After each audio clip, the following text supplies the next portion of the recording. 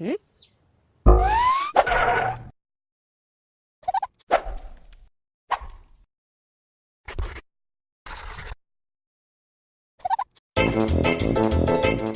Юные зрители и гости нашего города. Горловский городской театр «Юность» 11 и 12, 18 и 19, 25 и 26 февраля в 12 часов приглашает на зимний детектив «Тайны дремучего леса». Пропал Дед Мороз с волшебным посохом и новогодними подарками. Или заблудился, а может быть уснул? На его поиски отправляются зверушки и обитатели дремучего леса.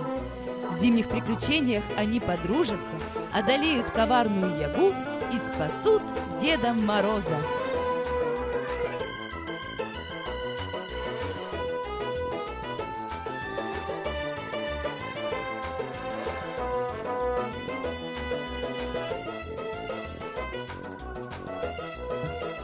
Спектакли состоятся на малой сцене Дворца культуры «Шахтер».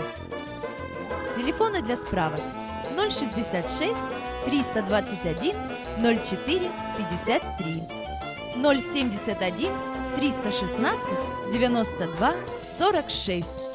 Спешите увидеть остросюжетный зимний детектив.